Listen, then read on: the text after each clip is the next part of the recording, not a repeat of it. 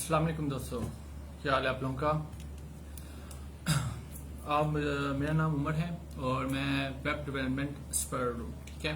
और यहाँ पे आदान के ग्रुप के अंदर मैं लर्निंग एज सर्वाइवर की सीरीज के अंदर मैं यहाँ पे वेब डेवलपमेंट और मोबाइल टेक्नोलॉजी से रिलेटेड स्किल्स को डिस्कस करने आया हूँ कि हमें कौन से स्किल्स सीखने चाहिए जिसका हमें बेनिफिट होगा आज के दौर में भी और आगे भी हमें बेनिफिट होना है, क्योंकि अब आप जानते हैं कि हम डिजिटल विलेज हमारा पूरा ग्लोबल एक डिजिटल बन चुका हुआ है, जिसकी वजह से हर चीज़ ऑनलाइन हो रही है।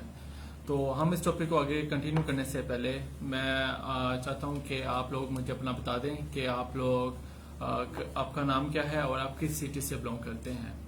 और मैं आप लोगों को साथ एक्सप्लेन कर देता हूं कि मैं कुछ टॉपिक यानी कि टॉपिक्स को हम थोड़ा डिस्कस करेंगे, उसके बाद हम टॉपिक से रिलेटेड रेलिवेंट क्वेश्चंस के आंसर करेंगे, लेकिन कुछ सिलेक्टेड के और जो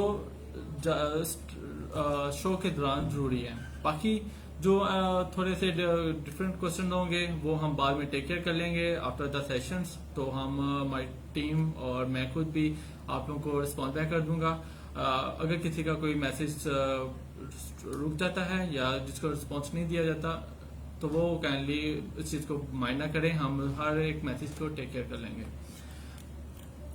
तो काइंडली आप लोग मुझे बता दें कि आप लोग कहाँ से हैं, अपना नाम बता दें, अपने शहर का नाम बता दें, ताकि मैं इसको और ये भी बता दें तो बेहतर है कि आप अभी क्या करते हैं। आप स्टूडेंट हैं, आप जॉब करते हैं, अगर जॉब करते हैं तो क्या प्रोफेशनल, अगर स्टूडेंट हैं तो क्या स्टडी कर रहे हैं, ठीक है। आज जो टॉपिक है वो है कि हम कौन सी टेक्नोलॉजीज, अगर आप सॉफ्टवेयर इंजीनियर बनना चाहते हैं, अगर आप डेवलपर वेब डेवलपर बनना चाहते हैं या मोबाइल डेवलपर बनना चाहते हैं या आप कंप्यूटर की किसी टेक के अंदर अपने आप को एक्सपर्ट बनाना चाहते हैं, तो उसके लिए मैं आपको बता देता हूं कि कौन सी टेक्नोलॉजीज हमें सीखनी चाहिए, जिसका अभी ऑनलाइन मार्केट के अंदर भी और लोकल मार्केट के अंदर यानी इंटरनेशनल मार्केट में भी और लोकल मार्केट दोनों के अंदर इस टाइम रुझान है, जहाँ पे लोग क्लाइंट्स अपना काम करवाना चाहते हैं और लोगों के लिए जॉब्स की ऑप्शन बहुत आते हैं, चाहे वो घर बैठ के फ्रीलांसिंग करके जॉब करना चाहें, चाहे वो आप कहीं पे जॉब करके किसी ऑफिस में बैठ के करना चाहें, दोनों चीजों को टेक केयर किया जाएगा।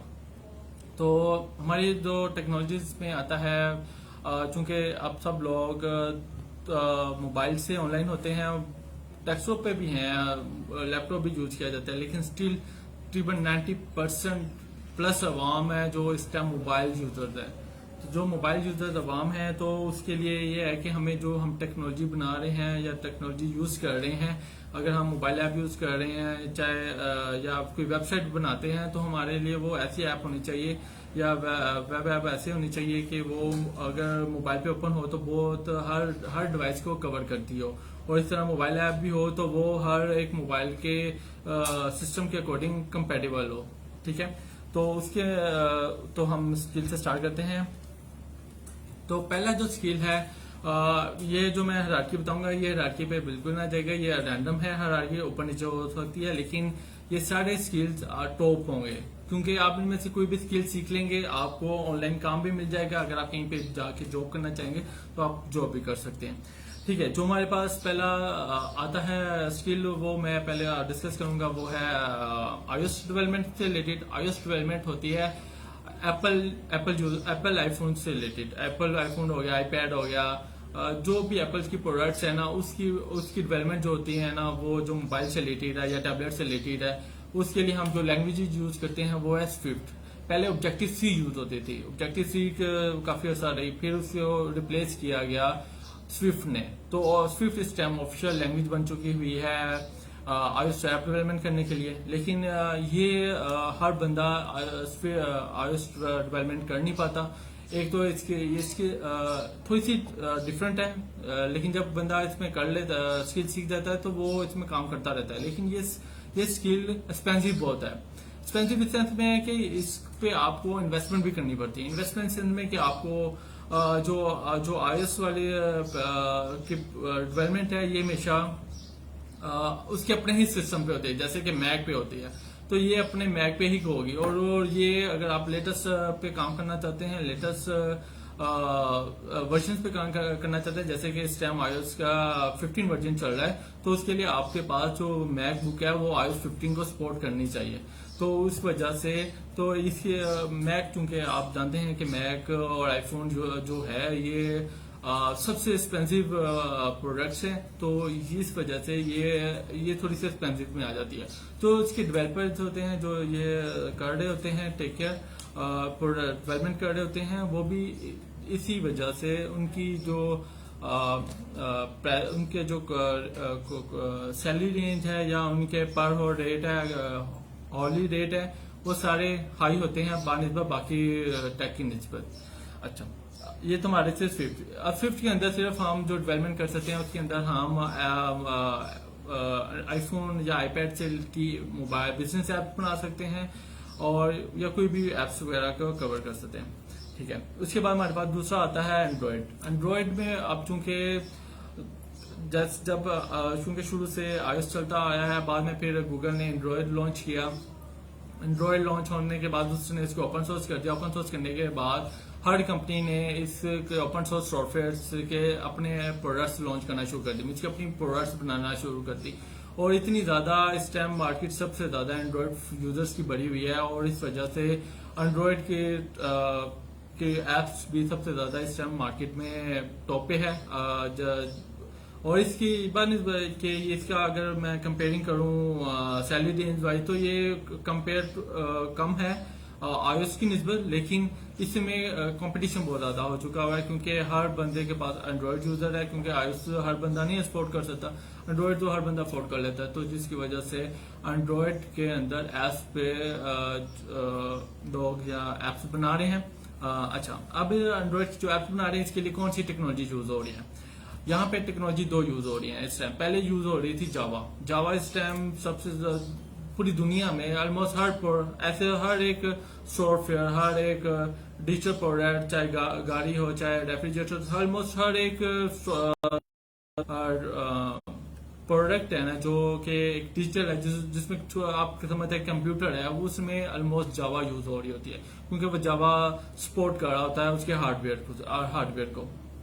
तो वही जावा अब यहाँ पे एंड्रॉयड के केस में एंड्रॉयड की एप्लीकेशन बनाने के लिए हेल्प आउट कर जाता है। मैं ये जो लैंग्वेजेस को चूंकि बात कर रहा हूँ, हो सकता है कि किसी को ये लैंग्वेजेस समझ भी ना आ रही हो कि ये क्या बात हो रही है, XML क्या होता है, जावा क्या होता है, ये स्विफ्ट क्या होता है। तो ये वो टेक्नोलॉजीज की लैंग्वेजेस हैं जिसके अंदर ये एप्स बन रही होती हैं।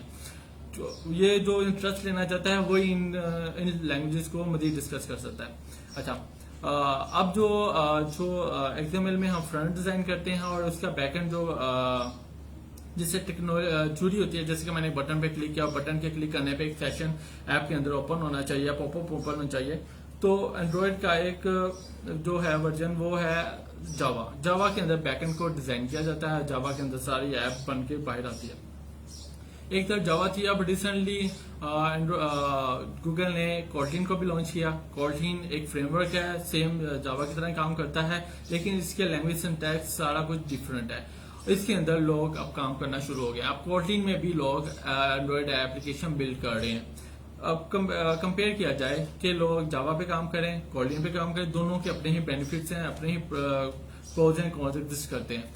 और कुछ डेवलपर ऐसे होते हैं कि वो जावा भी सीखते हैं और कोटलिन भी सीखते हैं। कुछ होते हैं जो न्यू कमर्स ऐड होते हैं, जो अब न्यू ऐड होते हैं, वो सिर्फ कोटलिन सीख रहे होते हैं, वो जावा पे इतना फोकस नहीं कर रहे होते। और कुछ जो ओल्ड हैं वो उन्होंने जावा सीखी होती है और वो अब कोटलिन को साथ लर्निंग के तौर पर अपना स्किल सेट इंक्रीज कर रहे होते हैं। ठीक है, यहाँ ये एंड्रॉयड एप्लीकेशन के लिए हमारे पास दो लैंग्वेज यूज होती हैं, एक कोटलिन है, एक हमारे पास जावा है। ठीक है, अब हम चलते हैं तीसरा जो अगला पॉइंट है वो है कि हम अब हमारे पास एक वर्ड यूज हुआ।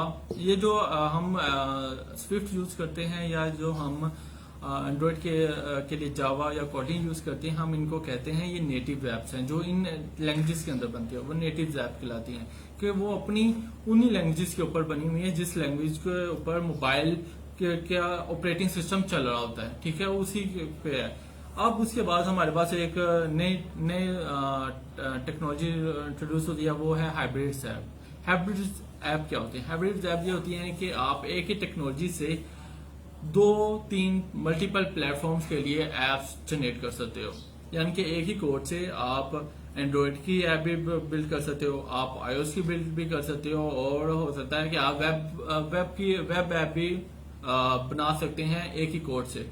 अब अगर कोई जो नेटिव होता है ना, वो नेटिव या तो एंड्रॉयड होगा या तो iOS होगा, वो यानी कि एक ही लैंग्वेज सीख रहा होगा। हाँ, कुछ बहुत अच्छे होते हैं, वो काफी जिनका बहुत ज्यादा एक्सपीरियंस होता है, तो वो एंड्रॉयड और iOS की दोनों लैंग्वेज उन्होंने सीखी होती हैं। और अब लोग क्या कर रहे हैं कि आप हमारे पास जब से हाइब्रिड ऐप का कंसेप्ट आया और लोग इस टेक्नोलॉजी को अडॉप्ट कर रहे हैं, वो इसका रुझान नेटिव की निस्बत सबसे ज्यादा फास्ट है और अब लोग ज्यादा यूज कर रहे हैं। अब हमारे पास हाइब्रिड एप्स के अंदर कौन कौन सी टेक्नोलॉजी आती है? हमारे पास हाइब्रिड एप्स के अंदर हमारे पास आ जाता है एक रेक्ट नेटिव है, जो कि फेसबुक ने इंट्रोड्यूस किया, और दूसरी तरफ हमारे पास आ जाता है फ्लटर, जो कि गूगल ने इंट्रोड्यूस किया, पहले इंट्रोड्यूस हुआ।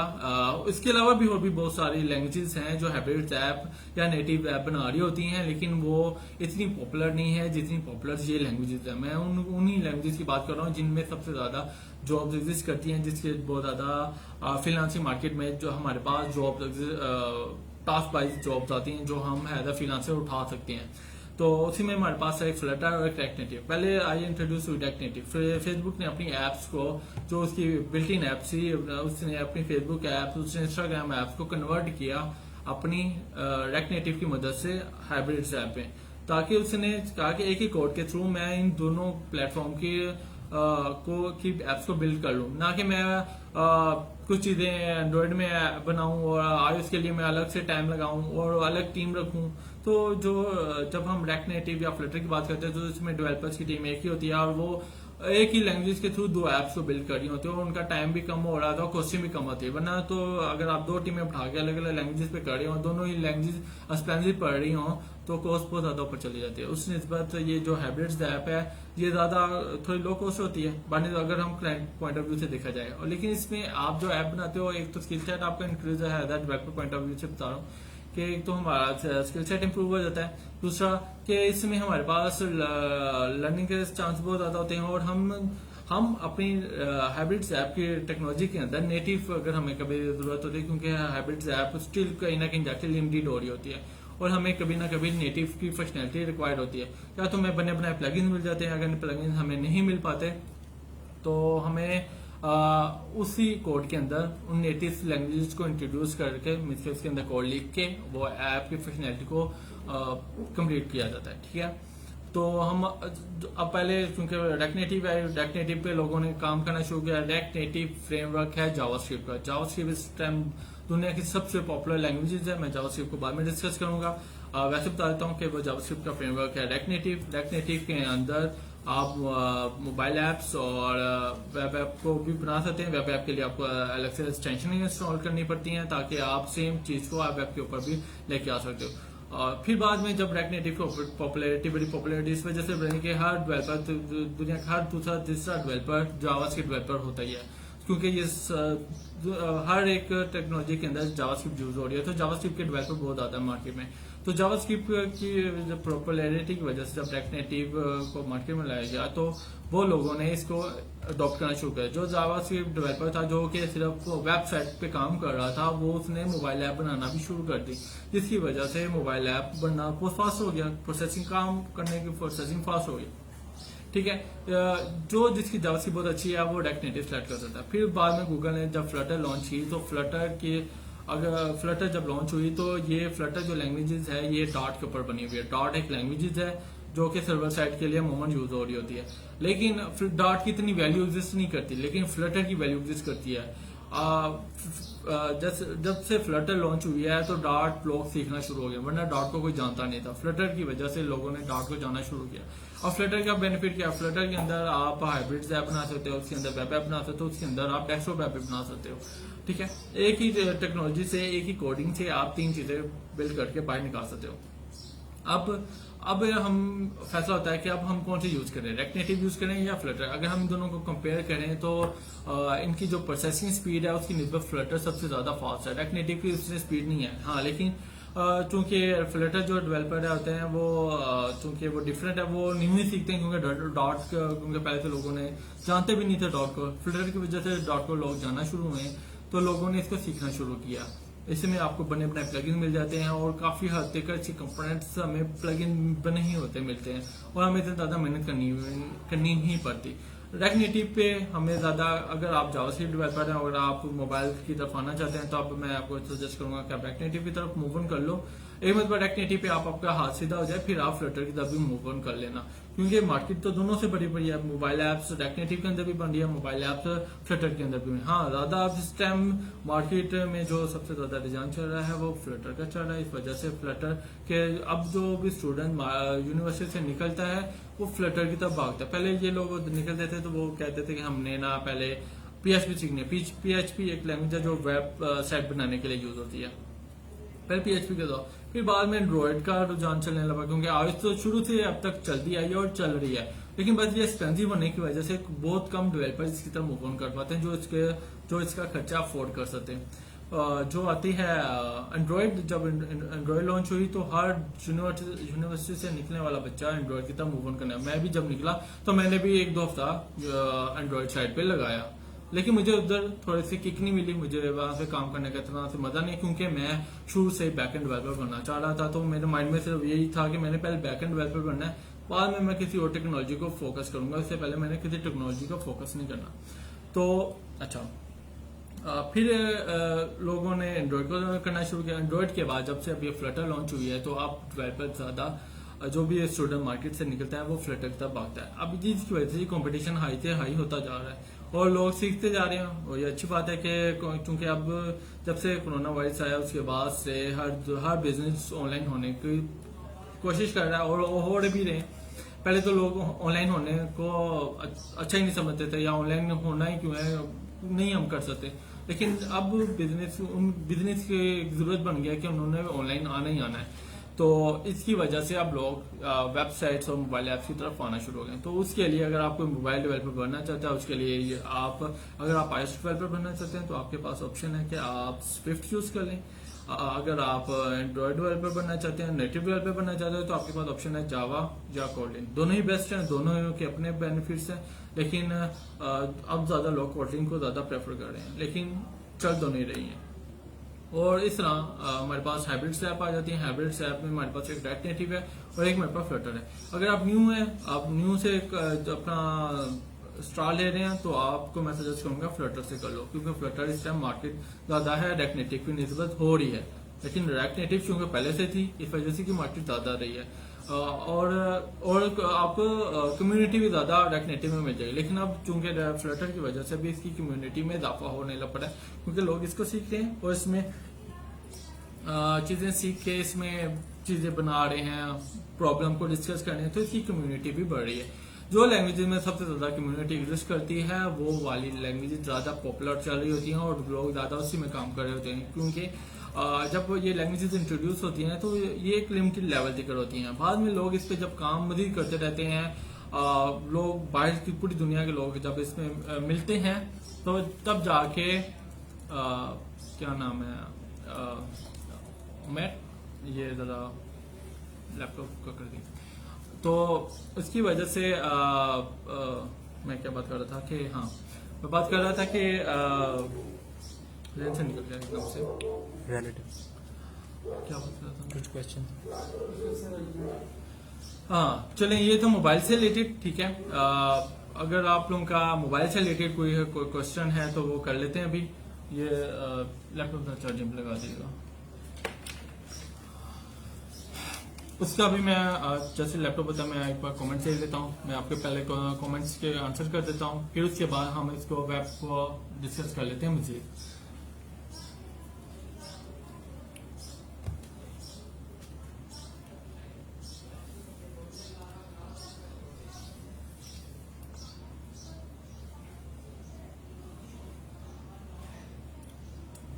बस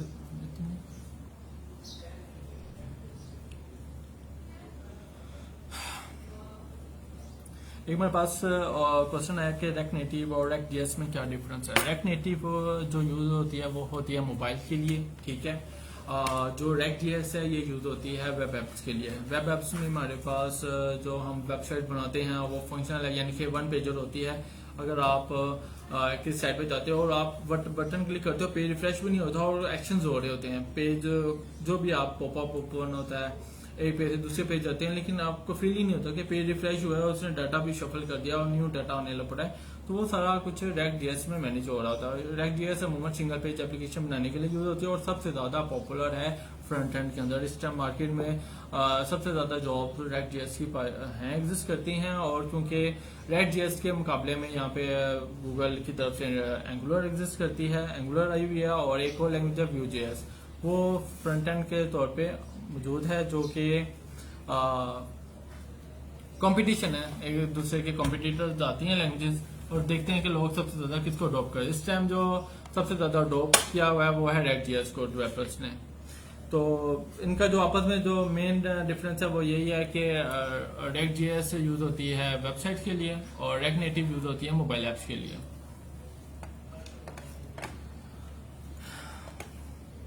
बाकी जो अनरेलिवेंट क्वेश्चंस हैं वो बाद में क्वेश्चन हो जाएंगे। मैं जो अभी टेक्नोलॉजी से रिलेटेड जो हमारा टॉपिक है आज, वो जो टॉपिक है मैं उसके आंसर्स आपको करूंगा। बाकी जो जो क्वेश्चन कर रहे हैं digital marketing, social media marketing से रिलेटेड, वो वाले स्टाफ बाद में स्पॉटिंग आपको आंसर कर देगी। अच्छा, तो आगे बढ़ते हैं, ज्यादा क्वेश्चन नहीं है।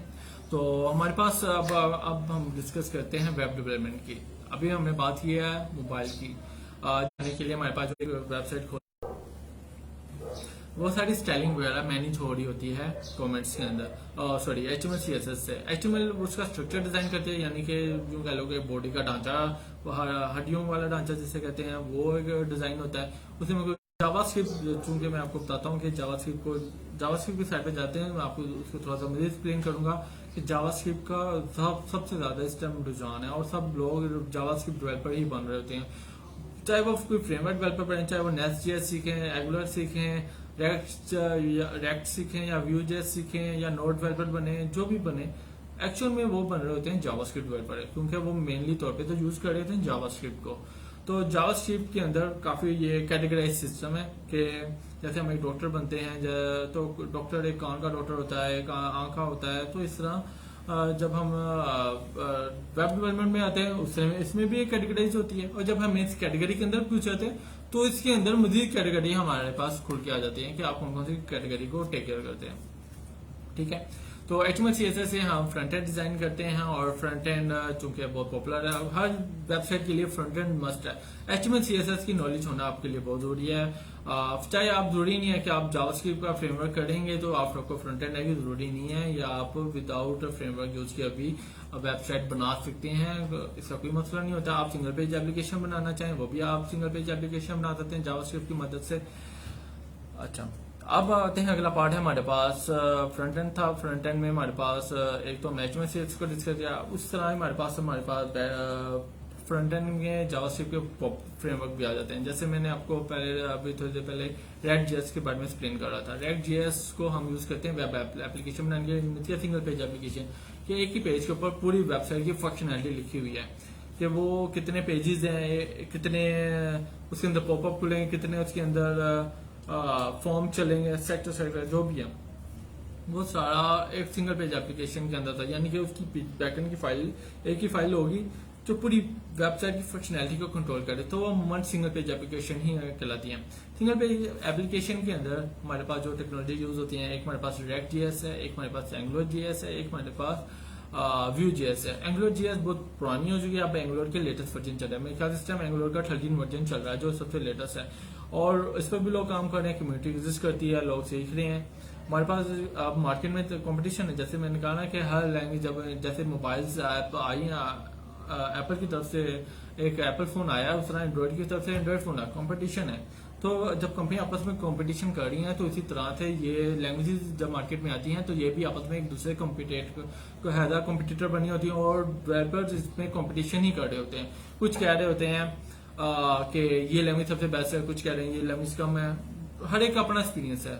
मेरे मुताबिक जो भी मैं ये लैंग्वेज बात कर रहा हूँ, अगर आप इन सब पे काम कर रहे हो, जो भी डेवलपर जिस पे भी काम कर रहा है, अगर कर रहा है तो वो ठीक है, वो अपनी जगह सही कर रहा है और वो एक प्रोडक्ट बना के दे रहा है जो यूजर क्लाइंट साइड पे, अगर मैं पॉइंट ऑफ व्यू से देखूं तो क्लाइंट साइड को इतना पता नॉलेज नहीं होता, उसको अपनी प्रोडक्ट से मतलब होता है। प्रोडक्ट क्या है कि उसने कहा कि मुझे एक बिजनेस चाहिए, मेरी बिजनेस की ये रिक्वायरमेंट है, हाँ मुझे ये बना दो। आप चाहे उसको कौन सी लैंग्वेज यूज करके बनाते हो वो आपका मसला है, आप बना के उसको दे देते हो, उसका काम चल रहा है, पैसे कमा रहा है, आप भी खुश, वो भी खुश, उसको कोई मसला नहीं लैंग्वेज से। हाँ, आप वो लैंग्वेज यूज करें कि जो आउटडेटेड ना, जो लेगेसी ना बन जाए। मीन्स के कुछ काफी लैंग्वेजेस ऐसी हैं जो आउटडेटेड हो, जैसे मैंने बात की थी ऑब्जेक्टिव सी की। ऑब्जेक्टिव सी की अब इस टाइम मार्केट नहीं है, अब वहां पे लोग काम नहीं करते। हाँ, कुछ पुरानी एप्स हैं जो स्टिल ऑब्जेक्टिव सी पे बनी हुई है, तो शायद वो अभी भी वहां पे उनकी मेंटेनेंस पे काम हो रहा हो, अदरवाइज तो उसकी रिप्लेसमेंट में शिफ्ट निकल गया। आप भी वही लैंग्वेज जरूर यूज करें जो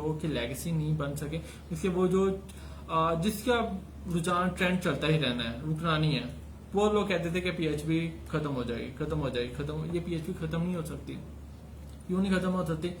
पीएचपी मैं आपको पहले स्पेलिंग का, तो पीएचपी है क्या? पीएचपी एक बैकएंड लैंग्वेजेस है, सर्वर साइड लैंग्वेजेस है जो कि वेबसाइट को बैकएंड बनाने के लिए सपोर्ट करती है। ठीक है, इसमें क्या होता था कि ये बहुत पुरानी लैंग्वेजेस है। उसका जो कॉम्पिटिटर था वो था डॉटनेट। डॉटनेट की भी अभी भी मार्केट है, डॉटनेट कम है, लेकिन डॉटनेट वो उदारे वो कंपनी यूज करती हैं जो बहुत बड़ी इंटरप्राइज लेवल की होती हैं, वो डॉटनेट यूज करनी, क्योंकि उधर थोड़ी सी सिक्योरिटी हाई होती है। वन इस बार पीएचपी के, पीएचपी में काम करना थोड़ा इजी है, बहुत लूज टाइप लैंग्वेजेस है, इसके अंदर आप जो भी टाइप करते हो तो वो इससे जो भी आप कोड लिखते हो बहुत इजी होता है, इजीली अंडरस्टैंडेबल, कोई भी इसको इजीली समझ के कर सकता है, अगर तो वो उसको कोडिंग का एक्सपीरियंस होगा, कोडिंग में इंटरेस्ट होगा। तो अगर वो कोडिंग का उसको इंटरेस्ट नहीं है तो आप चाहे उसको एबीसी भी करवा दोगे, वो भी अगर इंटरेस्ट नहीं होगा तो वो नहीं कर पाएगा। ठीक है, तो हमारे पास जो बात कर रहा था कि पीएचपी कहते थे कि लेगेसी इसमें खत्म हो जाना, खत्म है, ये अभी नहीं खत्म हो सकती। वो इसलिए कि हमारे पास जो सबसे दुनिया की 43% जो दुनिया की वेबसाइट 100% है ना, उसका 43% जो है ना वो होल्ड किया हुआ है वर्डप्रेस ने। वर्डप्रेस सीएमएस है, कंटेंट मैनेजमेंट सिस्टम है पीएचपी का।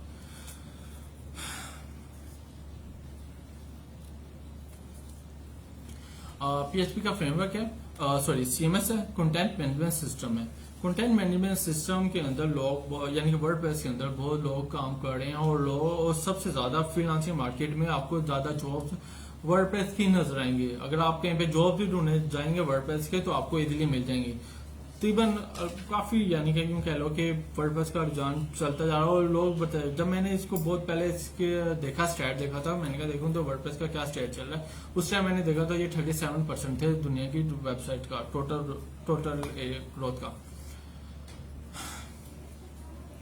तो हम इसको, अब मैंने जब रिसेंटली इस टॉपिक को थोड़ा सा कवर करने के लिए उस पर तो रिसर्च की, तो देखा इस टाइम ऑफ 40 मार्केट का बना हुआ है। ठीक है, तो अब हम कैसे इन कोडिंग के थ्रू कैसे कामयाब हो सकते। मैंने कहा ना कि जैसे हर बिजनेस ऑनलाइन हो रहा है, तो हर बिजनेस की रिक्वायरमेंट बन गई है कि उसने अपने बिजनेस को ऑनलाइन करना है। ऑनलाइन कैसे हो सकता है? ऑनलाइन या तो बनी बनाई किसी साइट्स के ऊपर जाकर अपनी प्रोडक्ट की लिस्टिंग करके ऑनलाइन हो जाएगा, या तो फेसबुक के ऊपर आके अपनी मार्केटिंग करके, जैसे कि फेसबुक एक बनी हुई प्रोडक्ट है उसके ऊपर आके अपने प्रोडक्ट को लॉन्च मार्केट करेगा और वो कर लेगा। दूसरा है कि या तो वो अपनी प्रोडक्ट लॉन्च करेगा, अपनी वेबसाइट लॉन्च करेगा या अपनी मोबाइल ऐप लॉन्च करेगा। दोनों में से जो भी लॉन्च करेगा वो उसके लिए उसको रिक्वायर्ड क्या है कि उसको डेवलपर चाहिए, तो वो डेवलपर्स की डिमांड इस वजह से भी है। तो आप लोग जो भी स्किल्स सीखना चाहें, मोबाइल एप्लीकेशन की तरफ आए, वेब डेवलपमेंट की तरफ आए, तो आप इनमें से कोई भी सीखें, आप सीख सकते हैं। तो इसके बाद मैं आपके रेलिवेंट कमेंट्स देख लेता हूँ। ठीक है, अगर कोई टेक्नोलॉजी से रिलेटेड रेलिवेंट कमेंट्स हैं तो मैं उसको टेक केयर कर लेता हूँ। बाकी जो भी आप लोगों के कोई क्वेश्चन सेट है, क्वेश्चन हो आप जरूर मुझसे पूछें, कोई इशू नहीं है। बाकी मैं मेरी टीम वगैरह आपको जरूर सपोर्ट करेगी। चलिए मैं एक बार ऊपर से देख लेता हूँ, क्योंकि मैं कमेंट्स साथ साथ देख नहीं रहा था, मेरा फोकस सिर्फ ये डिलीवर करना था टॉपिक, तो इस वजह से मेरा फोकस उस पर था। मैं ऊपर से देख लेता हूँ कमेंट्स कुछ हैं ऐसे।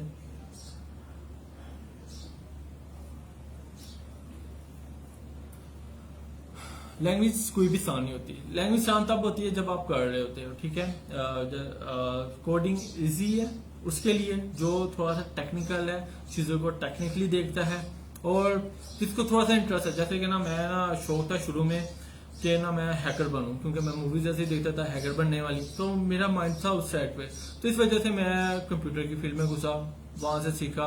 हैकर नहीं बन पाया लेकिन अपनी अपनी लाइफ में मैं सक्सेसफुल होता गया और हो रहा हूँ। अल्लाह का शुक्र है कि मैं ठीक हूँ। तो इस तरह आप भी अगर जिसका इस तरह के इंटरेस्ट है, जो कंप्यूटर में थोड़ा इंटरेस्ट दिखाना चाहता है, तो वो जरूर आए। हाँ, लेकिन अगर कोई